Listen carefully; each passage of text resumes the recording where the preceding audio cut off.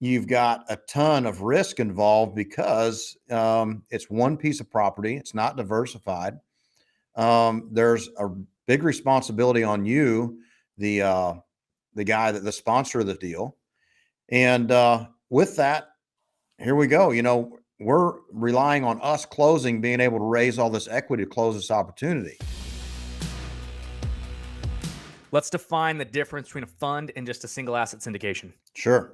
Yeah. So the syndication is a single property entity. So if you identify a piece of property, you're going to say you've got a 300 unit Class B property in Dallas, Texas. You've identified that piece of property. You're going to contact your lawyers. You're going to get an op agreement, subscription package, and a PPM, a private placement memorandum. And you're going to have that tied to that single piece of property. You're going to raise money for that asset, and you're going to close one asset. That's it. That's all you can do is just one asset through a syndication. I kind of call it, kind of like Bridger Pennington calls it, it's a hamster wheel. It's a ton of work. Sure. For one piece of property. We're going to just do all this work. We're going to contact our lawyers. It's going to cost us 15, 20 grand. And all that money spent, you've got a ton of risk involved because it's one piece of property. It's not diversified. There's a big responsibility on you, the guy that the sponsor of the deal. And with that, here we go. We're relying on us closing, being able to raise all this equity to close this opportunity. If we don't do that, because we're starting from scratch, then you could lose your relationship with your broker. Being non-diversified, you could have some trouble with your investors. If you're dinged on cash flow and your value add strategy, you're not diversified in multiple assets. So yeah, syndication, it's one piece of property, one address, and one opportunity. Those documents are just for that piece of property, and you're only raising for that piece of property. Yep. So the difference, just to simplify that, right? Summarize it, is when you're doing a syndication, you're pooling a bunch of people, friends, family, other investors' money together to buy a single asset. Usually it's a bigger asset. You're putting usually 35, 30, maybe 40% equity. The rest of it, you're putting debt.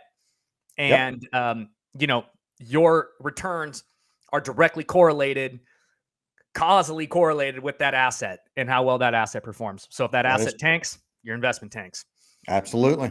Conversely, the fund, right, allows you to diversify because you're putting it in, right? You're getting typically a set return depending upon how the fund is structured, right? An equity fund versus a debt fund and so on and so forth, right? I think for this particular purpose, we're talking about a debt fund. Am I off there? No. So you'd be essentially an equity fund. So for instance, my funds are usually a 8% preferred return and 70-30 on the waterfall or carried interest to the investor.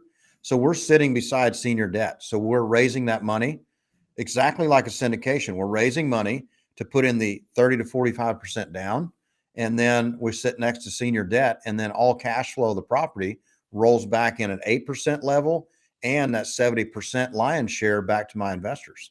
Sure. So then in the fund world, right, there's two different types of funds then, it sounds like. We have equity funds.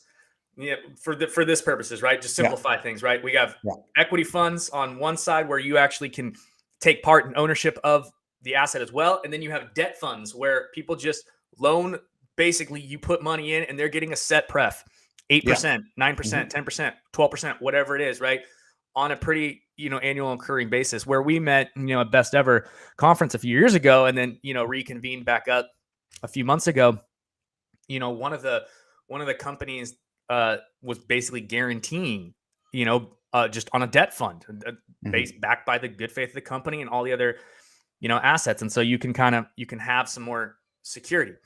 So funds are a great way because it allows you to diversify between different assets and within the fund, so that you're not just tied directly to that one asset.